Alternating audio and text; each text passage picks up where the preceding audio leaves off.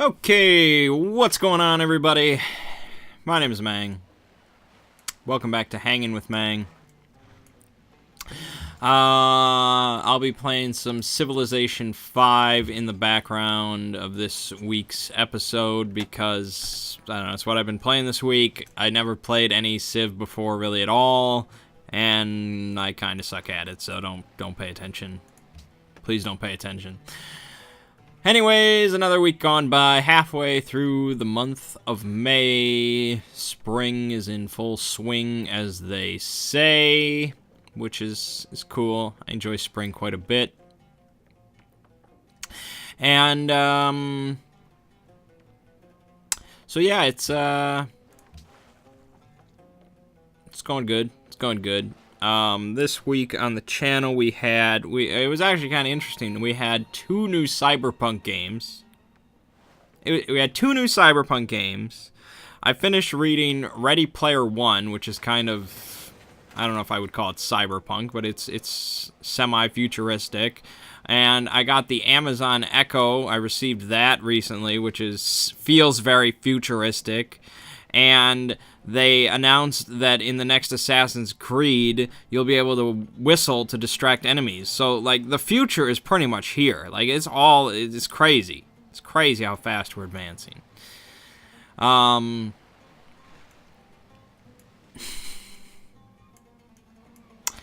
Anyways, so we started two new Cyberpunk games. One was Invisible Ink. And the other was Dex. I only did one video of Dex so far. I actually haven't even recorded a second one. I will, though. I'm not giving up on that dream. But Invisible Ink is very good, as I hope you all saw. Very entertaining game. There will be a bunch more of that. There will be more Dex. We'll see how it goes. It might get better. It might get better. It might get better. You never know. And, we also had Axiom Verge. That got real crazy in the last episode. So there will be some more of that. I didn't record a Duelist video this week. I actually did not. Because I think I had started... I think I started something on that day. I started some Let's Play on that day. And I was like, I have so much to record. Can I really fit? Because a Duelist patch came out. As usual, a Duelist patch came out, but it was very minor. And so it was a very minor patch, and they're just like, you know, some couple units changed. They added in a few new units, neutral units, and that was pretty much it. And it was like, I think I can afford to skip a week. I got so much to record, so. There was no Duelist video. There's a good chance there'll be one this week, because apparently there's a much bigger patch coming.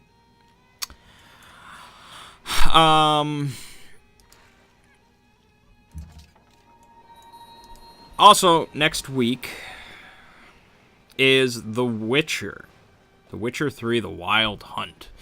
And as I've mentioned, I am getting this game. I've already said that. It's been pre-ordered. It's happening. I will have it. And people have been messaging me, well, not messaging, messaging one way or the other, whether to record it or not. And so there will be, I can pretty much guarantee you that there will be at least one video.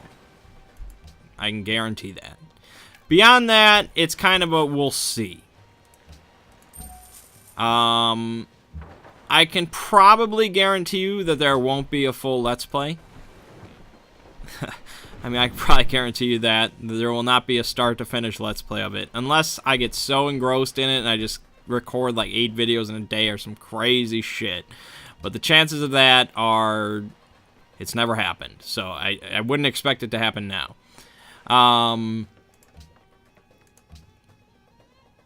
So... you can upgrade obsolete unit. I mean, I just don't know how to format it, you know? Like, I don't know if I want to start off saying, like, you know, this is I can't call it a playthrough. I don't even know how to format it or what to call it or anything like that. It's just like, you know, here it is. I'm playing it. I'm just sitting here playing it. If you don't like it, screw you. I don't know. I just don't know what to call it. I guess we'll call it a Mangg Plays, because who cares? I'm not part of any network. I don't have any regulations on what I call shit. So we'll call it Mangg Plays. We'll see how it goes after the first video. We'll see the response and so on and so forth. And, you know, we'll see what happens. There'll be at least one video. Beyond that, who knows? That's what I can tell you. I'm just hoping personally that I enjoy it enough to keep playing it, because Dragon Age I didn't play like at all. So I'd like to actually play the game that I'm buying and get into it. I did read like a recap about the plot of the first couple games, so I kind of know what's going on now a little bit more than I did. It all sounds kind of just, I mean, dare I say the word cliche, but it sounds very typical. Like, dwarves are just dwarves, and elves are elves, and dwarves speak with a Scottish accent, and elves are dicks like they always are, and so on and so forth. There's magic, and then Geralt is just kind of, he sleeps around a whole lot, and he's like, he's a badass, and he does badass things, and he's kind of gravelly, and he doesn't like the world, and the world doesn't like him, and I don't know. We'll see how it goes. Like, usually I just care about the combat, so whatever.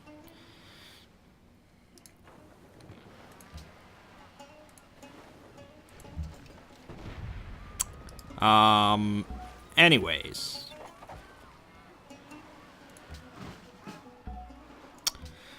So that's going to be the next week. It's very busy. Just videos every day, day after day, days on days, continuing on. That's the life I chose.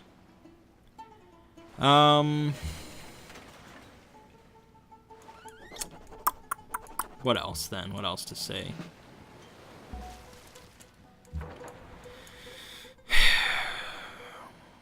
Not a whole lot. I mean, I don't know what else is really coming out that I would... It doesn't really matter. I'm not thinking about anything that's coming out. I got enough to do. I got enough to do with my life.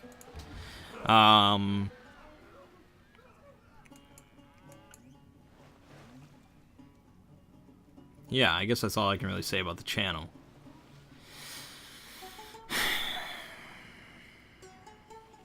Yeah, I suppose so. There's not a whole lot to talk about. Okay, so let's talk about something else I enjoy then, which is board games. Everybody likes those. I have some.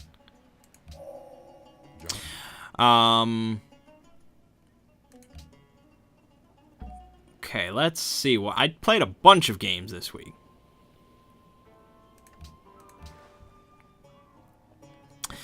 On Friday.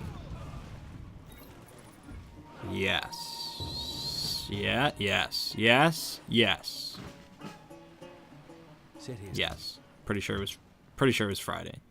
I went over to my sister's and we played mostly the same stuff as last time. We started with Ink and Gold, which we enjoyed. Then we moved on to, well, Ink and Gold. Ink and Gold. It feels like in Ink and Gold, even more so than For Sale, you have a lack of control. And that's a big deal in games, is how much control you have. How many decisions you can make. And really I mean, I guess they're pretty similar. There's really two decisions. Or there's really one decision, I guess. Whatever. In For Sale, you can either bid or not bid. But then there's that second phase, which kind of just changes the game, you know? So there's a bit more complexity to it. In Ink and Gold, you either continue on or you back out. And so really the decision is, when do you back out? And so it's kind of, you know, it's risk reward, but there's just, it's very simple, I guess. I guess that would be my complaint. And I guess, why am I surprised by that? You know, it's meant to be a very simple game. I don't know. It just, it's a filler, and like, there are better fillers. I don't think anybody thinks Ink and Gold is the greatest filler game, but yeah, I still don't know how much I can compare it to to For Sale. They're both all right. I don't know. I do not know. So then we moved on to Survive again. We played another game of Survive. And my sister was adamant that whoever goes last, it is impossible for them to win, because she went last time. And you can't explain to somebody like that a game like that would never make it past any form of testing. Like, this game's been around for like 30... You're playing the 30th anniversary edition. And you think that if you go last, it's impossible to win. Like, that's utterly ridiculous. But you can't tell somebody that, because they'll never believe you. They refuse to accept that. So it's just like, alright, fine. You know, somebody else can go last. And she ended up not winning, even though she went first. And I ended up winning. I went second. And it's, like I said last time, it's a game that promotes being a dick. And I really do believe that. Anybody who plays that, whether it's, you know, a nun, your grandma, the Prime Minister of Japan, doesn't matter. You're going to be a dick. And so, if you don't like that, it's not the game for you. Pretty certain about that.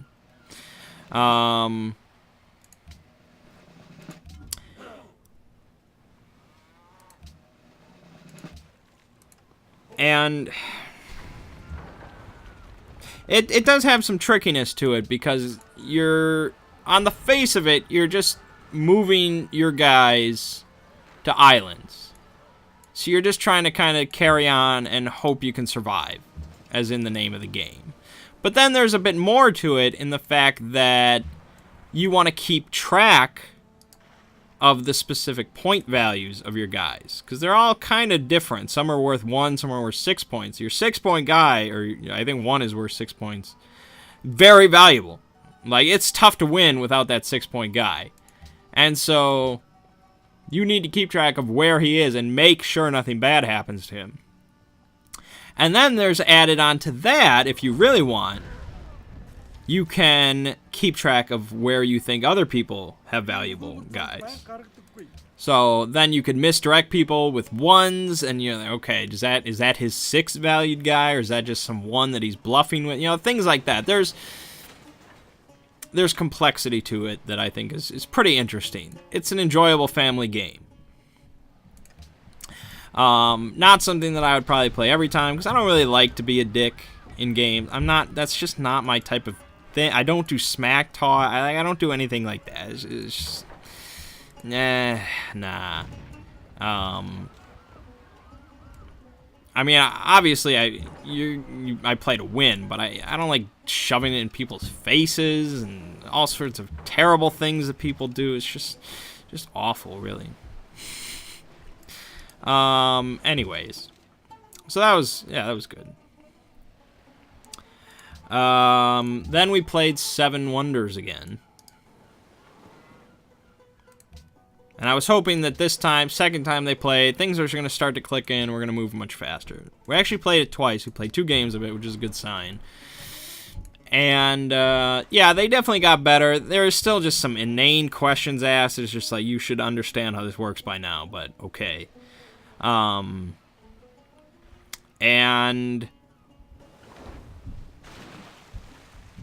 I actually didn't win either game, which is interesting to me. You'd think that me, with more experience in both Seven Wonders and gaming in general, I should be able to just clean up shop. But the fact that I didn't win either game, and like the second game, I was in fourth place. I did terribly. Am I just bad at the game, or does the game kind of just neutralize skill to some effect? You know, where it's just like, it doesn't really matter how good you are. Things are just going to kind of happen, and anybody kind of has a chance, I guess. But then is it really random? Like, it doesn't seem random, right? It seems like skill would be involved, but then it's kind of interesting to that effect. So, I don't know. It's hard to say. It's hard to say.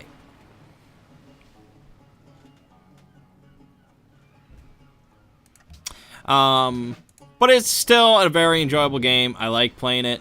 We'll keep playing it. I got 2 expansions now. I want to play them. And, yeah. We're a ways away from me introducing any expansions to that family group. They are not ready for that. But someday. The expansions seem pretty damn fun. Just a well-made game. Well put together.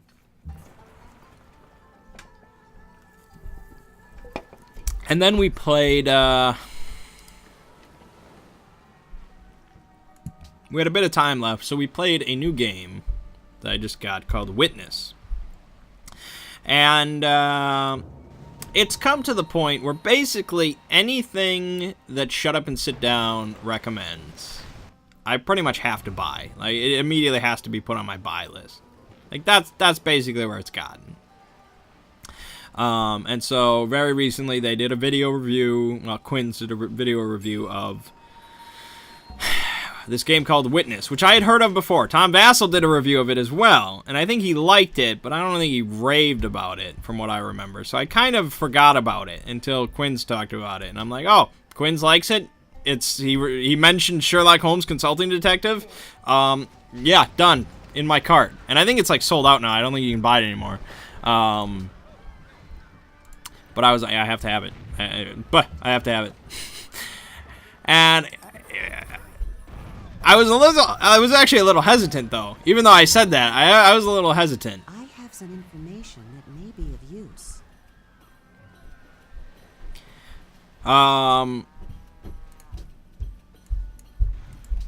Because it's for 4 players. It's for exactly 4 players, which is already kind of meh. Okay, I mean, I rarely have 3 players anyways, so that's just not a big thing. I don't have really 2 players, so 4 players is generally what I'm going to have if it's a lower group count, and 4 players is what I'm almost always going to have for the family night, so this might be a good family night game. And so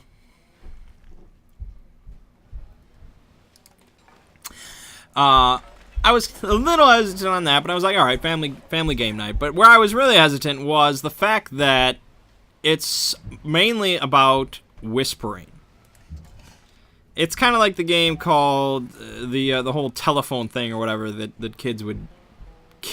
those whippersnappers would play, where basically you have a starting phrase, and then you go in a circle and you kind of whisper it into the ears, and then once it gets back to the start, you see what became of it, because people mess it up, whether either on accident or if I was doing it in camp, I would just fuck it up on purpose. I would change the whole thing completely. I wouldn't even say what the original.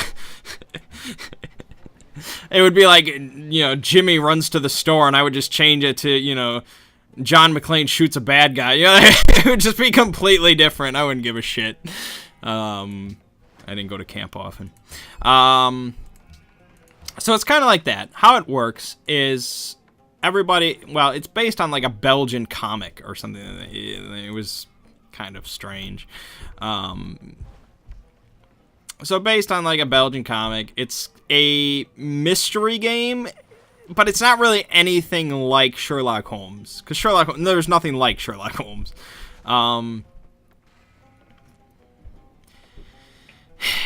It's kind of like,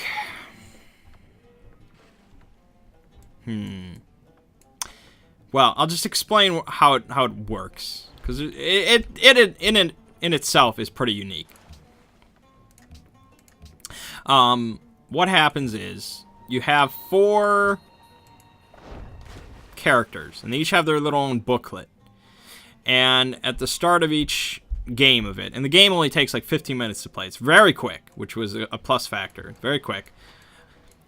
You read from a case, and the book in the base game comes with 64 different cases. Then they range in difficulty, and so you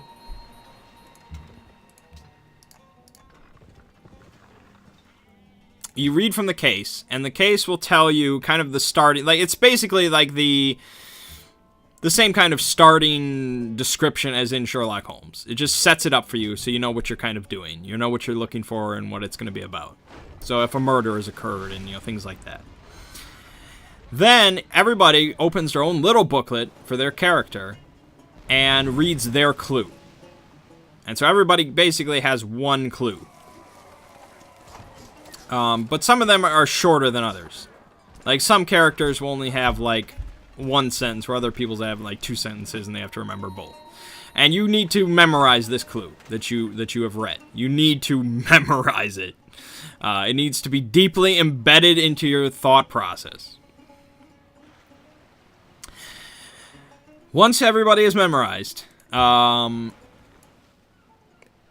you close the booklets and you don't open them again. Like, that's it. That's why you need to have it memorized. It's done. So it's memorized, and then there's like 4 different templates for the following phase, and so it can be different each time, however you want to do it. And you just randomly throw it out there, but you do 4 different whispers. And so this is where I was really hesitant, because actually whispering into people's ears is it's kind of weird for me now. It's just like, why? It's very personal. But I guess family, whatever. If it was like, if this was at like a convention, I don't see this as being like a convention game. That seems like just terrible. But, okay, so I'm going to whisper my clue. So I'm going to whisper everything that I know about the case to the next person, the person sitting across from me. And the third person is going to whisper everything that they know to the fourth person, okay? And so at that's just like the first part. And at that point, you're probably going to be able to keep track of everything going on. So then the second person and the fourth person now have more info than the other two, because they have 2 pieces of information. Then the second person is going to whisper to the third person, and the fourth person is going to whisper to the first person everything that they know. Okay? So now, me, as the first person, I'm going to finally hear the third person's clue and the fourth person's clue. Okay? Then it goes again. I whisper everything that I know to the second person again. And the third person whispers everything to the fourth person. And so a new bit of information now, 2 pieces of new information are being shared to the second person and the fourth person. And then finally it goes one more time from the fourth person to the first and the second to the third. And so by now, at this point, you're laughing because you know jack shit. You can barely remember your original clue. Your head is just filled with random gobs of information that, if you're like me, you know that they fucked up. You can tell that they, like, because you hear your original clue repeated. In the fourth phase, you finally heard the fourth person is telling me my original clue to me. And so I know that they've messed it up because I remember my original clue. And so then you're like, what the hell else did they mess up? And so our first game that we played, we did terribly. It was horrible. And it was the like beginner case. It was so easy. But we messed it up terribly because my sister, she pulled a Mangg. She threw in a new name. She threw in a new name to the case that she made up herself. And she didn't do it like maliciously or anything like that. She just did it like subconsciously. Because the original name was like Zachary. And I think she changed it to like David. Because she's like, David and like Zachary and Joe doesn't go together. It sounded better. It would be better off as a David or something. And she was just like, I'm like, oh my god. So it was so funny. It was just hilarious. And it's not, it's so different than Sherlock Holmes, you know? It's completely different, because Sherlock Holmes, you're just sitting there pondering why you're such a fucking failure at life. Why are you so stupid? Ah! Whereas Witness, you're just along for the ride. It's just funny, you know? It's just funny. You don't really care. It's just humorous. So it's very different than Sherlock Holmes. So it's a needed break from that. And so it was pretty humorous. During the first case, when we had, after you hear the fourth, after you go through all the whispering, right after that ends, everybody can write down all their information. So there's just a mad scramble to write everything down. And after we wrote everything down, my brother-in-law was like, "This is easy. I should have been a detective." I'm like, "Okay." And I think he ended up getting 2 questions right, along with me. And then the second case, we got destroyed. The second case, I don't think anybody got it. I think I got 1. I think I got 1 and he got 1. And I only got it because it was basically my original clue, which was kind of cheap. And I had whispered my original clue to him, so that's why he got it. But that was pretty much it. And so I'm like, should have been a detective, huh? It's just like, no. Any confidence you had is just thrown right out the window. And so I was like, all right, next time I'm going to bring Sherlock home for you guys. We're going to try out a case, because, you know, that's much more... It's much more close to actually being a detective, I guess. It's much more detective work. This is just basically listening and remembering. Whereas Sherlock Holmes, you can write all the notes you want. You're working together. You're actually trying to logically work through it. Even though in that game, logic apparently sometimes has no freaking place whatsoever.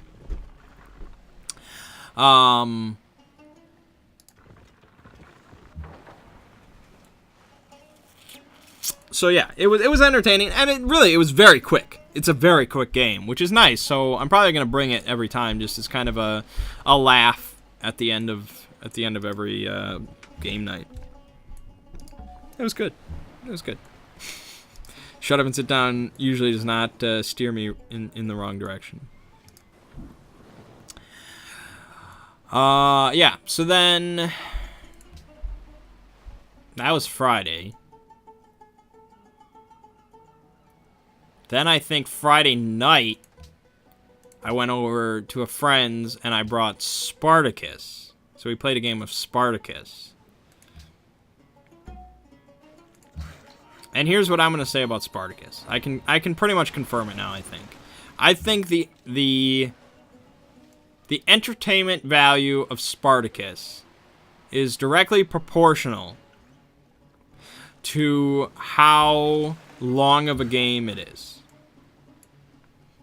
Because you can set the starting influence at basically whatever you want. I mean, they have 3 recommended settings for a short, medium, and long game.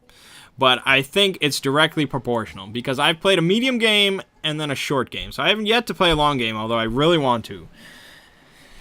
And it's basically, the short game is you probably should play something else.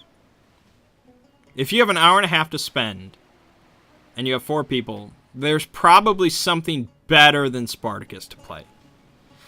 The medium game is, alright, you're starting to feel what the game is meant to be like. Like, this is what you can understand the entertainment value of Spartacus. The long game, and again, this is hypothetical, I think that is the true game of Spartacus. I think that's how it's meant to be played. Because when you start at 1 influence, which is the long game, and I can see how it would take a while. That's an event. You know, it's going to be a few hours. When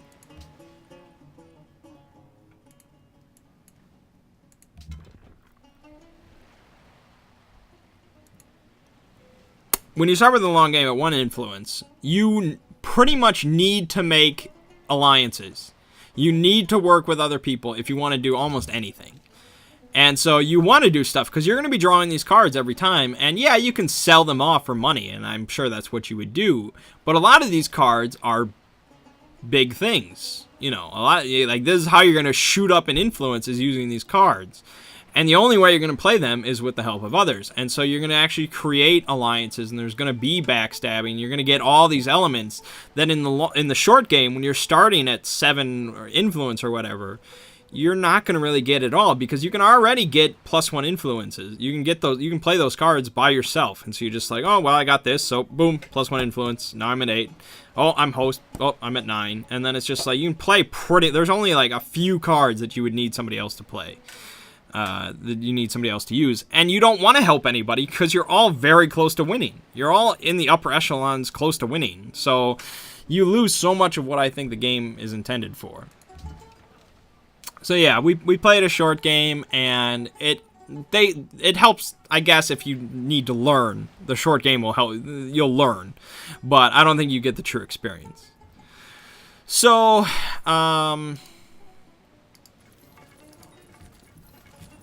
it was all right, because I was like, all I care about is hosting. I'm gonna host every freaking time, and I did. I hosted all but I think the last game. And so I very quickly shot up through the ranks, and I very quickly put a target on my back. And so I was about to pull off a very slick win. By I hosted, and I invited like the guy that had like the biggest, beefiest gladiator. And then I invited myself. And I threw in a slave. I threw in just a weak ass, like the cook. I threw in the cook that I had. And they're like, what that, you know, like, they knew that I had like a plan. Like, they knew I was up to something, but they didn't know what, because they didn't know the game. For experienced players, they would know exactly what I was trying to do, but then if we were all experienced, this wouldn't have happened, as I'll explain. So they knew I was up to something, but there was nothing they could really do about it. So he put in his biggest, beefiest gladiator, of course, and I put in my cook. And I died in one hit. I was just instantly decapitated. And I was like, all right, boom. And I threw down my card that was like Blood on the Sand.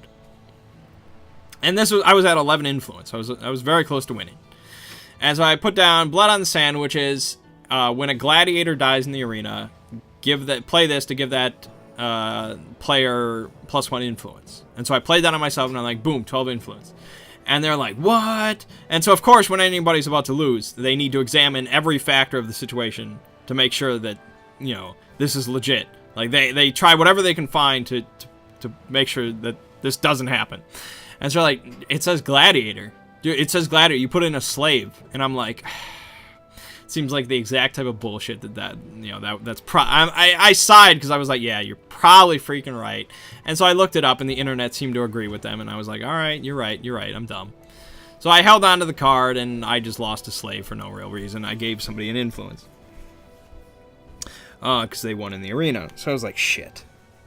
And then that next round, like, they all caught up very quickly to me, and I was like, god damn it. And so I was, basically the round went around again, and I tried desperately to win. I tried doing something else. I got up to 12 influence, but then I was very quickly shut back down to 11, so that didn't work. And then I was invited, actually, by another player to go in the games again, and I was like, wow, okay. And so this time, I had to throw in my gladiator. That was all I had left. So I threw in the gladiator. And the other player then that I was fighting against, he played the card where I had to switch out my chosen gladiator.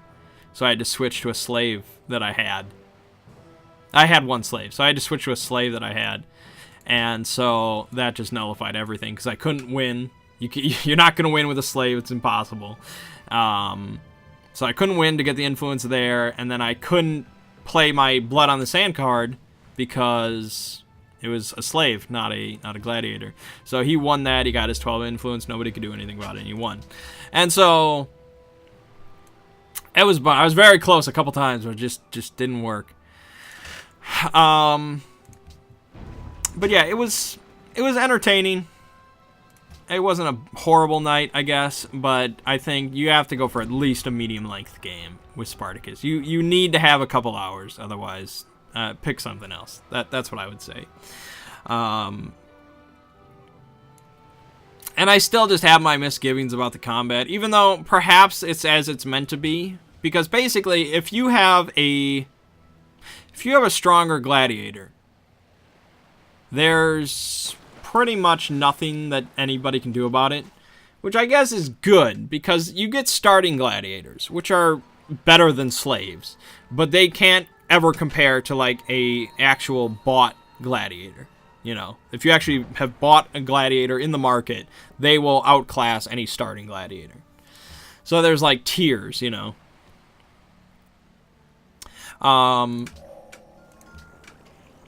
And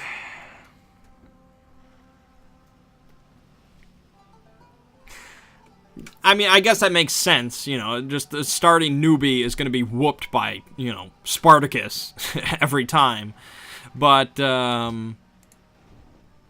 what else? Like, so I guess if you have two equal gladiators, then it's kind of just a crapshoot as far as I've seen. It's just kind of,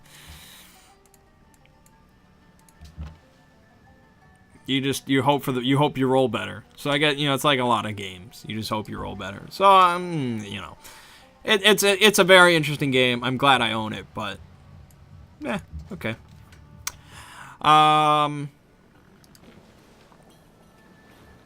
Then Saturday we had a cookout, and so the only thing we really played was later in the night. We played But Wait, There's More, which is very similar to Snake Oil, but this is newer. So we played But Wait, There's More, and we played it with a couple people that are not really creative almost at all. And so I was wondering, I was kind of like, it was kind of almost cringy playing a game like that with people that are not very outgoing, not very creative. You're kind of just forcing them into the open. So it's kind of like watching the Terminator smile. You know, it's kind of like that.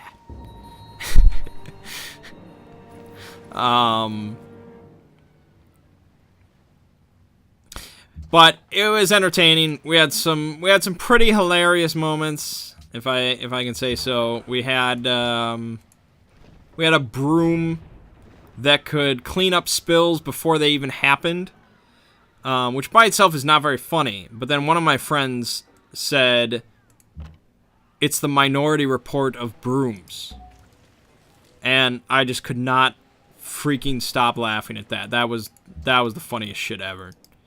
That was just so on point. It was perfect.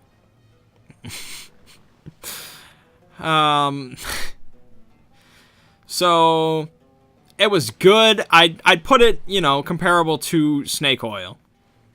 I'd put it on that level. They're a little different. They're more different than I guess I thought they were.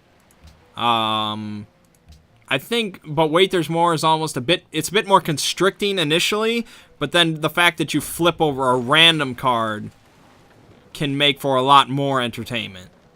So it's got a bit more spontaneity, whereas Snake Oil, you can kind of plan out your whole pitch ahead of time. There's no surprises, you know. So, you know, to each its own.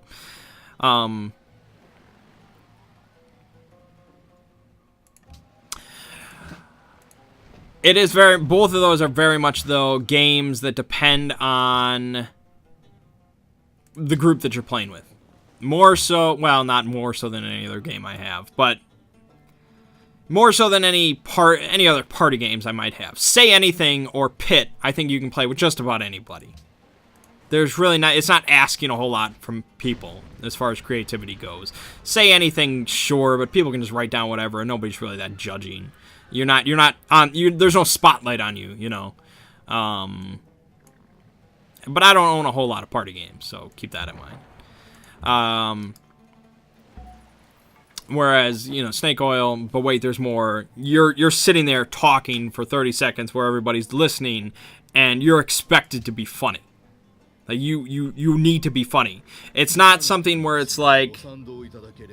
It's not like charade. Well, charades is kind of a bad example. But something like that where it's kind of like... You can be really unintentionally funny, you know?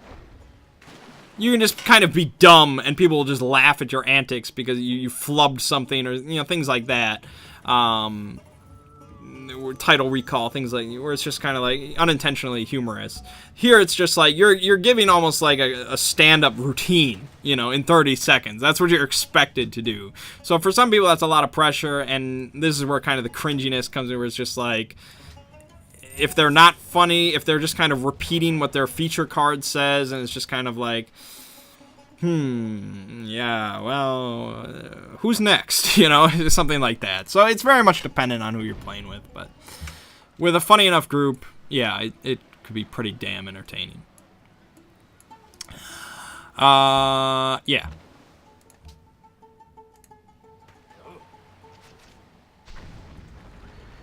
Then today for board game day, we started with Smash Up with 3 of us, which was all right. I mean, I've cooled on Smash Up quite a bit since I've played it a whole bunch. It's all right, but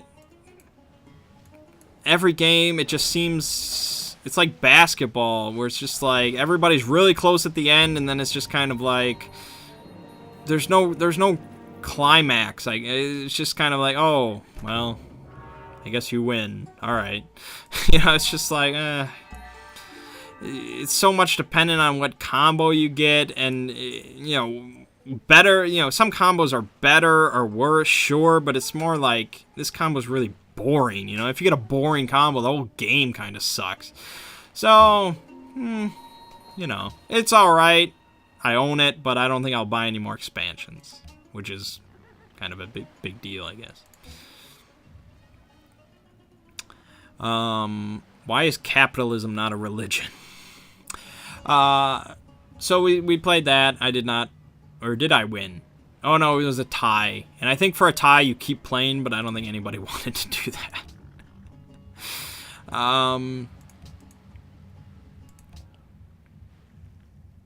So then we moved on to, we had 4 people, and so finally everything came together. And we played Cthulhu Wars. Man, Cthulhu Wars. So this is the game that I got for my birthday. $200 game filled with miniatures. There was a big Kickstarter. There's like $800 in expansions. It's just all sorts of crazy shit. And so we finally got to play, and of course I called dibs on Nyarlathotep. And you know, I played with a few people that really have almost no knowledge of the mythos or anything like that. And so for somebody like that, it's basically just a bunch of weird aliens on a map of America. It's Risk with crazy aliens. Whereas for me, it's just like, I'm sitting there, I'm talking like, you know, why is the Yellow King, you know, separate from Haster when they're the same fucking thing? Why does he have a combat value of 0? It's just, it doesn't make any sense. You know, I'm just like, I'm getting into these lore things when it doesn't really make a difference.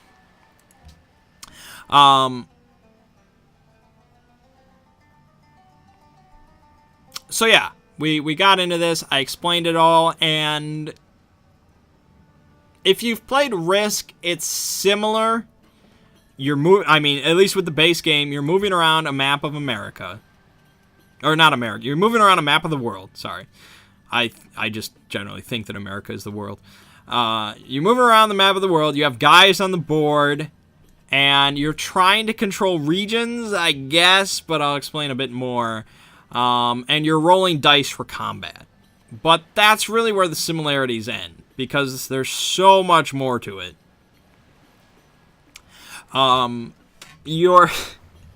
First of all the different factions are completely different. So when you're playing Risk, you're blue, I'm yellow, he's black, he's purple. And that's it. That's all that differentiates us, is our color. Whereas in Cthulhu Wars, yeah, our colors are different, but then so is everything else. All of our units are completely unique except for cultists, and even those can kind of differ. You can change them up a little bit. So that's all different. But then we also all have our own unique spell books, which is not like Mage Wars. It's not like really spells. They're just kind of unique abilities that you earn. And some of them change passive abilities. Some, like, you have your cultists can have attack value of 1, or you can teleport across the world. There's all sorts of different effects that happen, and everybody's different. Then everybody has one unique ability. Like, all of Nyarlathotep's units can fly, so that's his unique thing. And Shub-Niggurath's ability lets her spawn more shit, and so on and so forth. Hastur can desecrate areas, and blah blah blah. And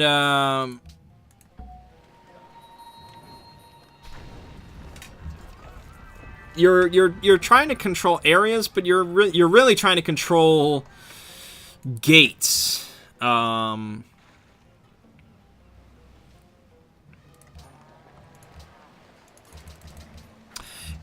Basically, throughout the course of the game, most of the map is going to be covered in gates, and each area can have one gate built on it. And if you have a cultist on the gate, you control it. And if you control a gate, you get power, which is how you do basically every action in the game. And you get doom points, which is how you win the game. So everybody wants to control these gates. That's kind of how you win. And so you're trying to control areas, but you're really trying to control gates. And the final major difference, and what we all really enjoyed, was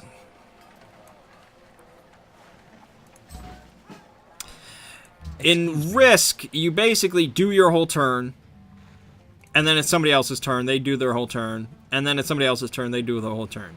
Cthulhu Wars is not like that, and Cthulhu Wars is not the first game to ever do something different, something like this, but in Cthulhu Wars, one person does one action, and then the next person does one action, and then the next person does one action, and it really just changes the entire dynamic. It changes everything. Oh, here's Spartacus, look at that. It changes everything. Because now, you can move into an area, and that's your action. You can move into an area with the intention of attacking that person, but you have to go all the way. It has to go all the way around, and there's 3 other people doing an action before it gets back to you, and you can do the battle. So that person could easily just move their creature, their units, out of the area before you even have a chance to declare it. So, action allowance is like, it's huge. Like, what you do with your actions on your turn is just gigantic. It adds just a really interesting dynamic to it. Highly enjoyable. Very good mechanic. That's why there's definitely thoughts of that going into On the Backs of Gods. And I just need to work out, how it all comes together. So it's crazy. It's a crazy game where you want to control gates. You want to control gates, but if you control too many gates, if you're too much out in the open and you're the guy that's just, he's got 6 gates, you're the target. Everybody hates on you because they can clearly see you're in the lead. It's very obvious. And so that's basically how I did. As Nyarlathotep, I quickly moved into like the North Pacific and into America. I just gravitated towards America because,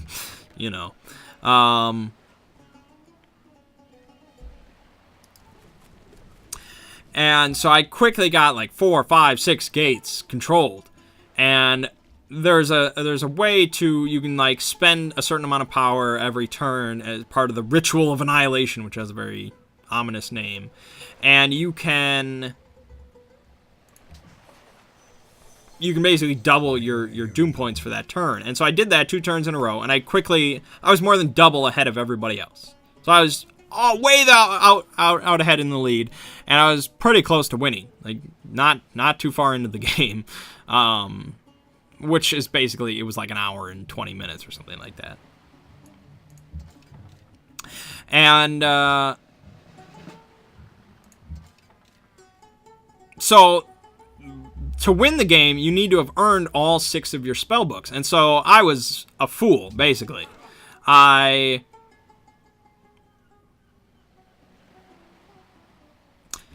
shot out way too far ahead without earning all 6 of my spell books. And so you need them to win. And so people, around that time, when I was about close to winning, it was close to getting the Doom points, I needed to capture an enemy cultist, which is relatively simple to do. The other 3 had all done that by this point. But I had neglected to do that. So they saw that to get my spellbooks, I needed to capture one of their cultists. And so it basically became literally like almost a game of chess across the map of the world with aliens. Like, they all coordinated all of their efforts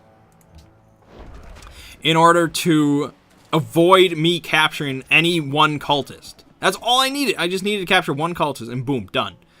And so, literally, it became a game of chess where I was, like, studying the map, and we're all studying the map, and we're carefully moving things so that because, again, the way the action allowance things work, where you can't move and capture a cultist in one go. It needed to be left open for, like, 2 turns.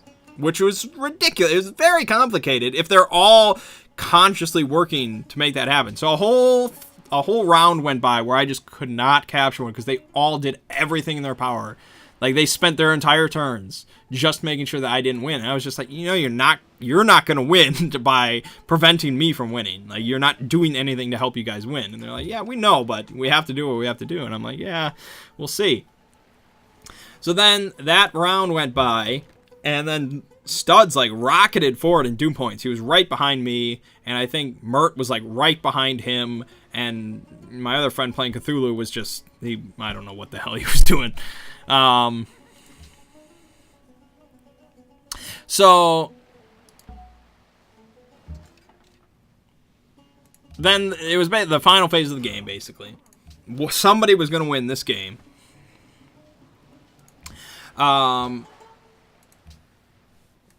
The chess game continued because obviously they still couldn't let me capture a cultist, because as soon as I captured it, I basically won. But now Studs just needed to, like, desecrate one area as Haster. He just needed to desecrate one more area, and he had pretty much won, but he needed to make it to the next Doom phase. Whereas if I just captured the guy, I won.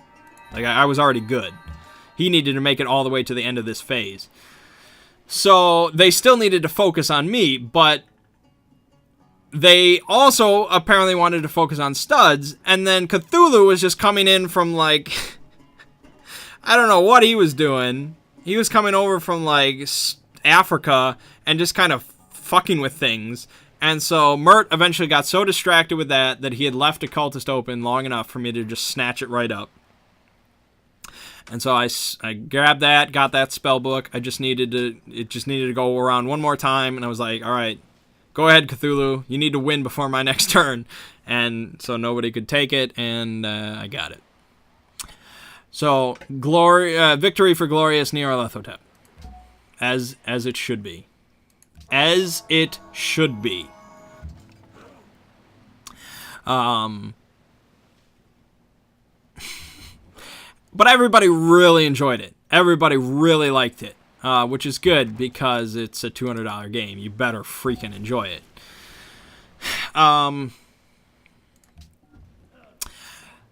I think 5 players would be very cool. I think it would take a while. Definitely think it would take a while. But really, we played with 4 players. Our first game, it took about 2.5 hours, which isn't crazy. I mean, Risk games take way longer than that.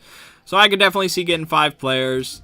There's all sorts of expansions all sorts of shit. It's a very exciting game. You're definitely, there's strategy all the way through. So it's not a relaxing game, I guess. But yeah, we all really liked it. We all definitely really liked it. So it'll see more playtime. But I told them, I was like, Nyarlathotep is off limits for you guys. I'm sorry. I'm sorry. It's just, why would I play as an inferior outer god or as a great old one? Why would I play as a great old one when I could play as an outer god named Nyarlathotep? Like, it's just, no. So, I'm sorry. But they all said they liked their choices, their faction, and they wanted to play as them again, so. Yeah, so that was very entertaining. Okay, so that was pretty much board games for this week. It was plenty. It was good. In other news, let's see. I didn't mention it last week, even though it did happen last week. Studs actually broke up with his fiance that they had been dating like 8 years, 7, 8 years. He just broke up with her. Or they broke up on a Thursday. Just done. He just mentioned, he's like, oh, I don't know if I'll be at Applebee's tonight. I'm moving out of his apartment. And we're like, what? And so it was kind of interesting because we were all... There's a difference between guys and girls, if I can say so. Well, not the difference, but there's a difference. Girls, if this happened, like I'm sure all of his, ex's friends talked about this for hours, as to, what happened, are you don't need, all sorts of bullshit like that. They would have talked about it for hours. I still do not know why they broke up. None of us do. Not a single one of us asked him what happened. Because we all figured if he wanted to tell us, he'd tell us. Which I don't know if they know, but I know that's not true. I mean, maybe for me that's true because I talk nonstop about everything. I tell everybody everything. I don't give a shit. I'll tell you. You don't want to know, I'm going to tell you anyways. That's how I am because I got that from my mom. But I think some people, some guys, I don't think they would tell you. They might want to talk about it, or they might be okay with talking about it, but they would never bring it up on their own. And so, none of us had, I mean, we said, if he wants to talk about it, he'll talk about it. But I think it was more just, nobody wants to ask him, because it's kind of awkward. Even though it shouldn't be awkward, it's done. It's whatever.